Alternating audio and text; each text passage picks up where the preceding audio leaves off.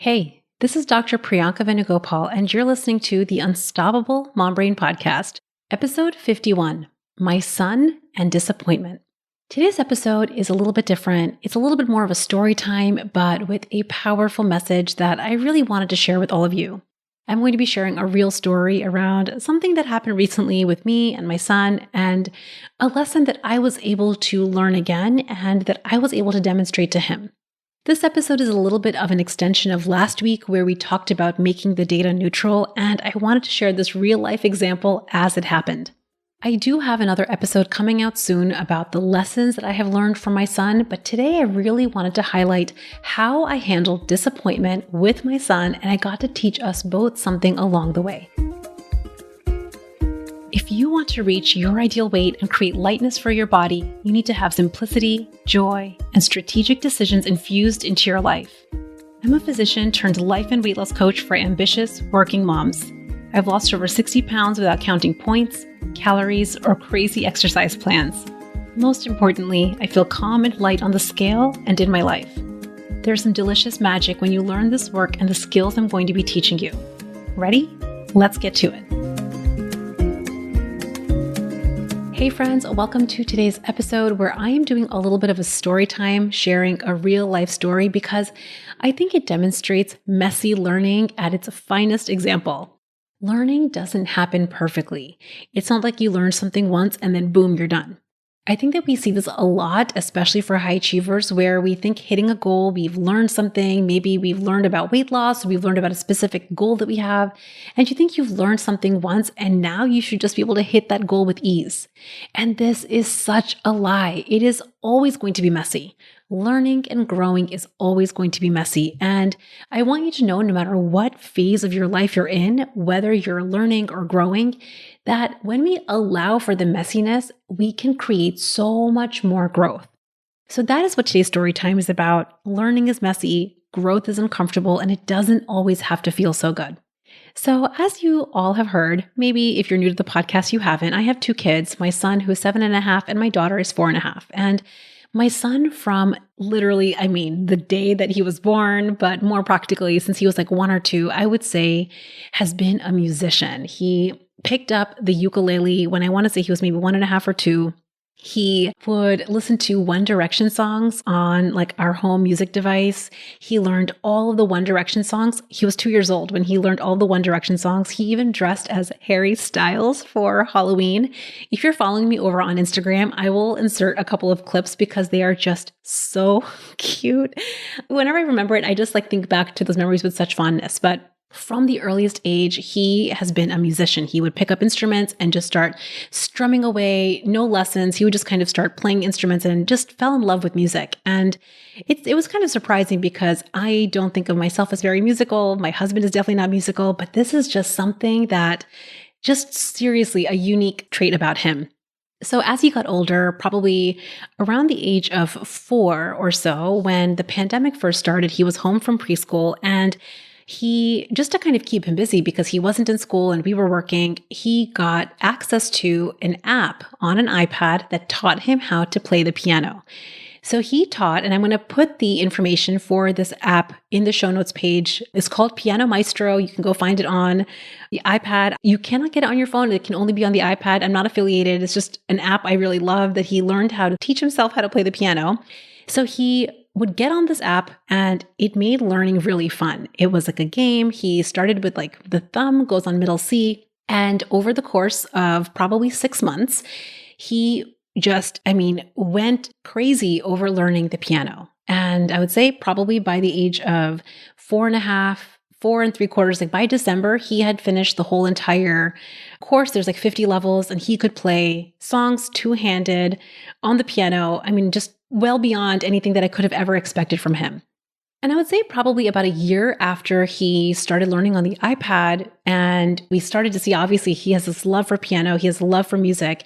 Maybe we should get him some lessons. And again, we were still in the pandemic at the time, so we started with just virtual lessons. We found a music teacher that would meet with him via Zoom and via Skype and would start teaching him how to play the piano.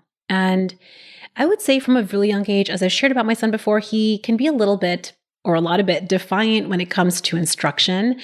And you're going to hear all about this in the lessons that I have learned from him in a future podcast episode. But I would say that while he loved the piano, and thankfully he also really resonated with his music teacher, he was always a little bit defiant on learning. He kind of felt like, I know best. I already know how to do this. He didn't want to go back to the basics because since he had self-taught, he learned some, I guess you would call them bad habits in how he would play the piano. And so the music teacher would try to teach him, how to help his technique, how to improve his form. And my son used to really not want to hear it. So I would say the next year of his piano lessons, which were virtual, he would kind of have a little bit of a back and forth. The music teacher would let him jam out and do a lot of freestyle, but in small moments, he would try to teach him how to improve his form, his technique, just to help my son kind of grow his skill set. So moving forward, flash forward to recently, I would say, my son's piano skills, of course, have continued to improve. We started getting in-person piano lessons, and he, over the last few months, was offered the opportunity to audition for Carnegie Hall. And if you're not familiar, Carnegie Hall is in New York City, and it's a really big deal for anyone to perform in Carnegie Hall. And he was invited to audition where he had to basically perform for a piano instructor, a piano expert, and they would evaluate his audition and then they would let him know whether he gets to perform or not. And this happened, I think this was in January when we had this audition. And I have to tell you, for like a few months leading up to this audition, he was practicing, but he still did it with that flavor, like I was just sharing, like a little defiant. So his teacher would tell him like, okay, you're doing really well, but your tempo is slowing up here. It's slowing down. It's speeding up. Like his piano instructor would try to walk him through, these are the areas that maybe you want to work on. And my son's response to that was like, yeah. I already know. You don't have to tell me. And he would practice the piano, but it was a little bit cursory. Like if I had to look at it objectively, he would jump on the piano, he would jam out in his way. But the way that he would play the piece, and the name of the piece is called Butterfly. It's a beautiful piece. So you should go look it up. And actually, I will post him playing this on Instagram when this podcast is released. But his tempo and his precision in the fingering could sometimes be a little bit off. And so the teacher would try to give him this feedback. And my son's response generally was like, yeah, I got it. Don't worry. I'm going to just figure this out on my own. And so that's how he practiced for this piece. And I would say for me as the parent, I have kind of had this tendency to let him lead as much as possible when it comes to things like piano. So and this is just like maybe my parenting style. Again, this is like story time. So I'm just being very casual in the way that I'm describing this, but I try to give my son parameters and then really let him navigate and kind of learn self-inflicted lessons. And this was kind of one of those examples. So I would encourage him or remind him like, hey, your audition's coming up. Do you want to practice? And he would sometimes get on the piano and sometimes he wouldn't. And I say that I did it in this way because I remember when I was a kid, I also took piano lessons. I never got anywhere near my son's level of expertise. Like I was at a very, very basic level, but I remember so many times my parents saying, okay, you have to like do 30 minutes of practice per day. Like you have to, you're going to have your piano lesson. Like you have to be practicing if you're going to go for piano lessons. And I felt so forced to sit at the piano. I hated it. Like, do you guys ever remember being forced to practice a musical instrument when you didn't want to, or like forced to do something? It's like you were physically maybe sitting at the piano, but you were definitely not mentally sitting at the piano. That was my experience in my youth. And I think that that really has kind of informed and colored how I drive my parenting with my kids. I just remember that feeling of being forced to sit at the piano. I'm like physically there, but I'm totally not like actually wanting to be there. And I remember not only did it not make my practice pretty ineffective because I did not get very good at the piano at all. Actually, I quit at like the first possible chance. But I like mentally felt this like burdensome feeling every time I saw a piano. I started to kind of like resent the piano, not just like, I don't like it, but I'm like, oh, I hate it. I don't want to go. I just like, it kind of distorted what might have been a natural love for music. It totally distorted that. So that's a little tangent. This is a story time as we do. And I remember I really thought about like any extracurriculars for my kids. I didn't want to force them to like sit on the piano for 30 minutes per day. But I did want to ask them, why they might want to, right? So I've talked about this before, but I really wanted to have them on their own feel inspired to take action. And again, there's a lot of nuance to this. That's not what this episode is about. I want to really get to like the main point of today's episode, which is the disappointment. As you can tell what's coming, he had his audition, and I have to tell you, so me and my husband, we are, first of all, I don't know if you can even hear it, I'm so incredibly proud of him. Like, just how amazing that he self-taught and he got himself to this point. And yes, I'm so deeply grateful for his piano teacher, but really, like, I just love that he has had this for himself. He feels so proud of himself with this piano. I'm so proud of him. And me and my husband both, we took him for his audition, and me and my husband were like, we were outside the room, but we could hear the piano, and we're both kind of like waiting for him. Like, how's it going to go? How's he going to do? And my son, I'm just laughing at this now, but like whenever he has performed on stage, which is, he hasn't had many piano performances again because of COVID. And, you know, he only started in-person lessons very recently. So he hasn't done many in-person performances. But when he does this kind of like, it's very cute to look at, but he like walks up to the stage and he like very quickly rushes to the piano and he sits down, he just starts playing. He doesn't take a breath. He doesn't like settle in his chair. He doesn't compose himself. He just like runs right into it. And he did that with the audition. So me and my husband were just kind of like having a chuckle. And we know that he's doing this because he's probably a little bit nervous, and he really, I mean, was so excited about the idea of playing the piano at Carnegie Hall. Like in his mind, he was like, wow, New York City, it's going to be such a big deal. So he too kind of felt the importance and the gravity of it because he's something he really wanted. So then what happens? We can overhear him, and what was awesome is that from what we could hear, it sounded really good. It was like actually one of his best, you know, if he's practicing at home, like sometimes he would fumble on the piano at home, but when he did this audition, to my, you know, very inexpert ear, it sounded pretty good. So he came out and, you know, he was kind of quiet about the whole thing. I don't think he even introduced himself to the person that was evaluating him. He just did his thing where he like ran up to the piano and just started playing. He didn't say hello or goodbye or thank you or none of that. He just played and then he left. And I remember we had quite a long wait. We had to wait about 6 weeks to hear whether we would get in. By we, I like how I'm like making this a we thing, whether he would get this audition, whether he would get to play at Carnegie Hall. And I would say probably every week. This is not generally my son. My son is usually the kind of kid who will have an experience and then like seemingly forget about it. It might be there in the deep recesses of his mind, but he doesn't usually ask about things again and again and again. But this was one of those things. I think it just mattered to him so much. I would say every week, probably twice or 3 times a week, he'd be like, so did we hear yet? Do we know yet? Do we know yet? And we had to really just remind him that it's going to take some time. They said about 6 weeks is when you're going to hear. And then we got the notice. So this happened about 2 weeks ago. And his music instructor is the one that told us and said, he kind of pulled my husband aside. My husband took him to his piano lesson. The piano teacher said, you know, I just want to let you know, we haven't told Kairav yet. Like you can tell him whenever it's comfortable for you, but he didn't get it. And I wasn't there for this, but my husband sends me a text message, like frowny emoji, sad face emoji, like, he didn't get it. And I remember the feeling that I felt. Like I felt my heart drop a little bit because I know how much he wanted this. And I could imagine my mind, again, this is like normal that, you know, as mama bears, we love our kids and we want them to get what they want. Like, you know, he wants to perform at Carnegie Hall. This thing matters to him so much. I want him to have that experience because he wants it. Because I love him, I want him to get what he wants. And so I think very naturally, my heart dropped and I just started imagining his disappointment. So we found this out on a Tuesday and I decided I didn't want to tell him on a Tuesday. First of all, I wanted to just take a minute to process the information. I wanted to just sit with it for a few days and just think about what would be the best way to share this information with him in a way where he could also process how he was going to feel about it. I knew he was going to have some feelings about it, and I wanted to give him space and time to handle the big feelings that he was going to have. So I decided not to tell him exactly that day.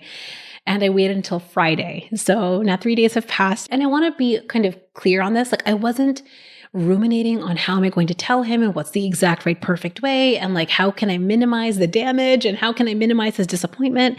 I accepted, I knew, and that's why I'm sharing this episode. I want to kind of talk you through exactly what I did because it felt so powerful for me to do it this way, and it felt powerful for him too. And I'm sharing this not to say that I do it this way every time. Like I shared at the very start of this episode, growth is messy, learning is messy. I have done this messily and imperfectly so many times to get to this point where I'm sharing this episode. So I want to just add that caveat. I did not start with dealing with disappointment in this way. It has taken a lot of learning and growth for me to get to this point. But that was just an aside I wanted to share, not for you to think that this is how I parent all the time. It's definitely not, right? So this was one of those things I knew that I wanted to share it with him, but I knew that I didn't want to put bumper lanes on his disappointment. So Friday rolls around and it's Friday evening. We're about to start movie night. We do Friday night movie night. And my husband is in the kitchen with my daughter. And I was like, hey, so I wanted to tell you that we heard back from your audition about Carnegie Hall. And he looks up at me. He's like, oh, yeah, you did? And I think that he had supposed that he was going to get it, which is why he had that initial excitement. And I was like, yeah. And they said you didn't get it. Now, I want to just tell you what I did. I just paused. I just delivered the information as neutrally as possible, just like you didn't get the audition, and I stopped talking. Can I tell you, as a mom, it's so hard to zip my lip. I just, in that moment, what I want to do, the minute that I tell him, that what I want to do is to add on a lot of things like, but you're an amazing piano player, but don't worry. And like, you're going to get the next one. And like, don't worry about it. You know what? Like, we don't even know why this probably wasn't even that big of a deal. We want to put so many qualifiers to dampen disappointment. Are you guys familiar with this? And I'm sharing this specifically because this was my youth. This is, I think so many high achievers have gone through this where you're striving for something. I want you to go back and think about that exam or that project that you had in school or in high school or college or grad school. Like you didn't get the A. Maybe you like got a B, a C, a D. Maybe you failed something. And think about all the qualifiers. Like, but don't worry, that doesn't mean anything about you. And like, let's just like, you know what? Let's like go drown our sorrows with an ice cream. Like this is something I remember so many memories for myself where the feeling of disappointment, because again, we love our children. We don't want them to experience discomfort. We put these qualifiers. So the hardest thing for me to do in that moment was to zip my lip. But I did it. And I want to tell you why that pause was so important. So I said to him, hey, they called and you didn't get it. Zipped lip, silence. And on the inside, I'm like, just trying to take slow, deep breaths on the inside. Like, let's just let him have his experience. It's like, I think what I have historically done with him, again, many, many, many messy moments, many learning moments where I have just inserted my experience for him. Like, don't worry and all of that. I wanted to give him the freedom to have his own experience without inserting mine. So I just zipped, as in the moment it did feel hard. And he looked at me and his lip quivered for a moment. And he was like, really? Why? That's what he said. He said, really? Why? That's the very first thing he said. And I said to him, you know, that is such a good question. I don't know. They didn't actually give us notes, but maybe we can find out. I don't know. Maybe we can ask them if they can offer us notes. Maybe we can understand why. I just wanted to share that that was his first reaction. And I think it's important because if I had jumped in and inserted my experience, like, oh, but don't worry, don't feel bad about it. Like, you know what? Like, let's like watch the movie and like, let's like go to the ice cream and like, let's try to circumvent your disappointment. First of all, I would have inserted disappointment for him. And I wouldn't have gotten to hear his very important question, which is, why? I wonder why I didn't get it. And I was like, I don't know. I think it was really powerful to give him that question where he, on his own, I could see his brain was starting to think. His lip quivered a little bit and he was like, okay, why? And I was like, I don't know. We don't know yet. And he just looked at me and I just sat there in silence. And I want to say again, sitting in silence when your kid is processing information, particularly information that they didn't want to get, is hard. I just wanted to normalize that. If that's been you, I see you, I recognize you, and I want you to know it's okay. But also, I want to tell you that you come out the other side. I got to let him, and he got to experience processing information that he didn't like. It was like his lip quivered, and he just kept being like, I don't understand. He was like, so wait, so I don't get to go to New York City? So I'm not going to get to play Carnegie Hall? And I want to tell you what happened in this moment. I think that I have had a tendency, like I was just sharing, to be like, no, we're going to try again. Don't worry. We're going to go again. We're going to go again. And in doing that, I would be teaching him that his experience right now is a little bit of a problem. Now, I will eventually, and I'm going to share with you the end of the story, that I do eventually talk to him about how are we going to get you to Carnegie Hall and how are we going to make this happen? But I didn't want to rush there. I think so many times, and again, we don't just do this with our children, it's something that we were modeled to as children. So we do this right now in our real adult life, right? Like think about like when you're trying to lose weight, when you're trying to step on, again, data gathering from last week's episode, when you're really trying to create a powerful result and you're not loving where you're starting, or you're not loving your current results. I don't want us to ever be in a rush to get away from where we are right now. Just be willing to slow down. And then yes, we're going to evaluate and figure out exactly why. So in that moment, we just sat there. And you know what's so interesting? I think that this is interesting for me to observe as a mom because I didn't do this as a child. And it's a skill that I've been learning and practicing as an adult, is that feeling of disappointment that he had and the emotional experience that he was having, it was temporary. So he felt disappointed and then he kind of like, hung out there for a few minutes. We just sat there in silence. And I basically wanted to create a space for him to share how he was feeling. And I asked him, I was like, so do you feel like talking about it? Or how are you feeling? And you know what? If you don't even feel like talking about it, that's okay too. Like we can just hang out and we can just chill. And just, I think, me not directing the direction of his emotional experience was really powerful. And I want to tell you, if you try this, to anticipate and expect that silence might feel awkward.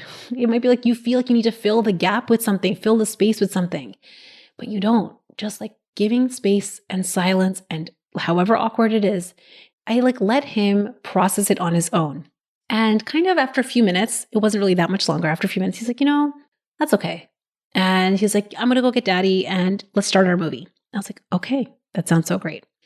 Now, that wasn't just the beginning and end of his disappointment. So I wanted to say that, not directing his disappointment in the moment was really powerful. But what really happened was the next night. So we read Harry Potter at night.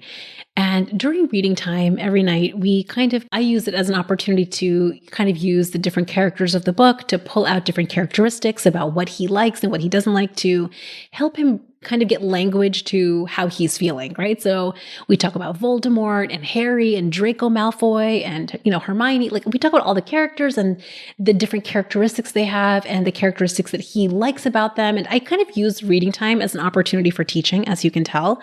And let me tell you what he said. So my son said to me, this is we just settled in to read our Harry Potter time. And he's like, I really am sad that I'm not going to go to Carnegie Hall this time.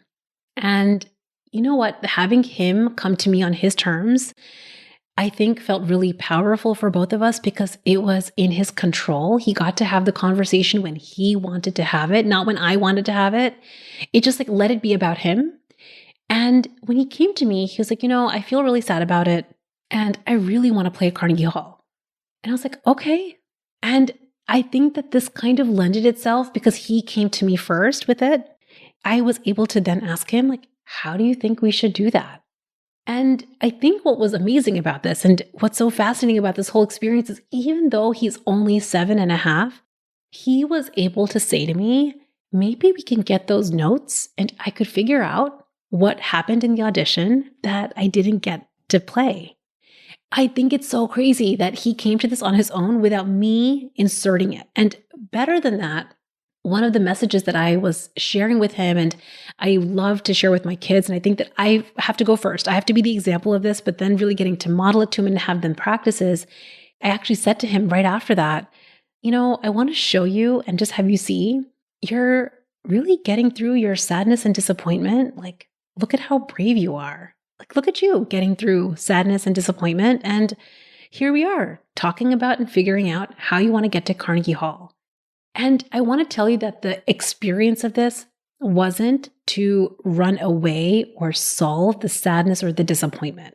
And I wanted to share the story to really paint that picture in that way by giving it some space and giving it a little bit of time and giving it like some breathing room. It's like he was able to just own and recognize that he felt disappointed. We didn't have to distract him with it, with a movie or with ice cream or with accolades. And also, he came to the other side, he felt it, and then he was like, okay, good to know. I feel sad, but I also still want to perform at Carnegie Hall. I wonder how we're going to go figure this out. And somehow I think that there's something really powerful about that experience, because now as we move forward, as we maybe audition again, maybe we look for new opportunities or different festivals for him to perform at, he now knows something really important. And you better believe, as his mom, I'm not going to let him forget it. He is capable of feeling sad and disappointed. And I think what this allows us to do, if he knows that he is safe, that he's capable of feeling sad and disappointed, that he comes out the other side, I just think about how many more things he will go and try in the world, in his life, if he's not fearing sadness or disappointment. Because he's learned, look at me, I just came out the other side. I'm still okay.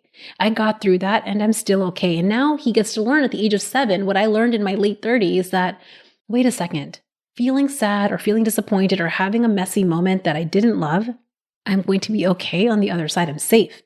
I can go out and try again. I wanted to share this story, and I want to tell you that children, I think when they learn this message at such a young age, our voice to them, the way that we engage with them in these moments, it starts to become their inner voice.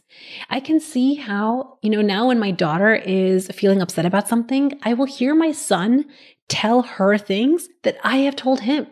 He'll say, it's okay, Vara. It's okay. You're fine. It's okay. And I think that what that starts to do as he gets older, and my hope for him, and I don't know that this is going to happen, but my hope for my kids is that the voice that they hear in their mind is that they don't have to fear trying and failing. In fact, what if they could try and then try and then try again? Because learning doesn't always feel so good. I just want to say that one more time. Learning and growing doesn't feel so good all the time. And I think that that's sometimes a mistake that especially high achievers make. We assume that learning, because learning sounds like it should be a good thing, right? We want to learn because we want to grow, that somehow because it's a good thing, it should always feel good. But it doesn't. What if we didn't always have to feel good in our growth? Would you be willing to go through it? I think that, just recognizing, wait a second, I could be willing to go through it, even if it meant feeling uncomfortable, simply because that was the area of my growth. And what if just being willing was the currency of your success?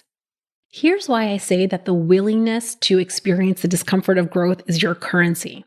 Because when you're unwilling, as the opposite picture, when you don't want to, when you avoid or monkey emoji those uncomfortable moments, you're going to put, or really try to put, a bubble around yourself.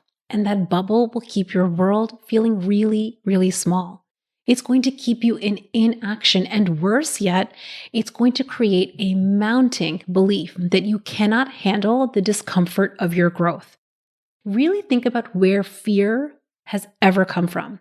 Fear of trying hard and failing. It's come because we have believed that we cannot handle the discomfort of growth. So what I want you to know is that it's possible to simply be willing, and that could be the currency of the best things coming forward. I also want to say that simply being willing to feel sad or disappointed or frustrated doesn't mean that you're actually going to sit in sadness and disappointment and frustration. No, you're going to go out, you're going to take massive action, you're going to hit goals. You're going to take action after action, you're going to evaluate, and in doing so, you're going to feel proud and satisfied and calm and accomplished. But along the way, what would it be like if you were willing for things to go awry, for things to be imperfect, for you to be willing to deal with the disappointment that might come with it? I promise you, when you challenge your fear of those emotions, it takes the power of the fear away. And I want you to know that to be willing, you have to first create safety. The only reason that we ever are unwilling to feel an emotion, the only reason we're unwilling to feel the possibility of disappointment or defeat or sadness, the only reason is because we haven't created safety for ourselves in that experience. That is what we get to do first. In the story that I told you today, I want to really highlight where safety was created. It was created in my pause after I told him the news. So when I said to him, "You didn't get it," and I zipped my lip as hard as it was for me, I showed him and I demonstrated to him that it was safe for him to feel whatever he was going to feel. I wasn't going to insert my beliefs, my paradigms, or my emotions onto him. And I think that just by demonstrating that again and again and again, because this is not a perfect practice, it is going to be messy, he starts to learn that it is safe to actually feel any emotion and that he can come to me when he's feeling any big feeling. And he knows that I will allow him to have that emotional experience. I think when we can create that safety, that's the first step to then knowing we can be willing to feel anything. And if we were willing to feel anything, think of how many more things we would try and how much more we would learn. I hope today's story was something that you enjoyed. And I love sharing these real-time stories with you because I think that when I share real examples of messy and imperfect moments and how I navigate them, it lets you see that learning is messy. Parenting is messy. Weight loss is messy. That project at work, that accomplishment that you are dreaming of, it is messy. But messy does not ever have to be a problem. We don't ever have to be afraid of it. In fact, we can glean so much from it. I hope you love this one, and I will see you all next week. Love you. Bye. I would love to celebrate with you. The 1-year anniversary of the Unstoppable Mom Brain podcast is just around the corner. My intention with starting this podcast has been to share my voice, perspective, and experience as a busy working mom who has solved a problem. I love bringing you these episodes that discuss strategy and mindset, and I hope that you have felt a breath of fresh air and even shifts in your life from this podcast. So let's talk about how I would love to celebrate. I'm hosting a giveaway for all of my listeners. To enter the giveaway, head over to your favorite podcast platform and leave a rating and review of the show. Your ratings and reviews make this podcast more findable, which I think is just the absolute best way to celebrate this podcast. When you do that, take a screenshot and send it over to us at theunstoppablemombrain.com/celebrate. One lucky listener is going to win a pair of Apple AirPods, which I think is just fitting when it comes to listening to this podcast. Don't wait to enter. Your ratings and reviews mean so much. So head on over to your favorite podcast platform, leave a rating and review of the show, take a screenshot, and then head over to theunstoppablemombrain.com/celebrate, and you'll follow the simple prompts to share your entry and information. The giveaway ends on Tuesday, April 18th at midnight. I'll be announcing the winner shortly after. Thank you so much for celebrating with me in this way, and I love you all. Have an amazing week. Bye. Thanks for listening to the Unstoppable Mom Brain podcast. It's been an honor spending this time with you and your brilliant brain. If you want more resources or information from the show, head on over to theunstoppablemombrain.com.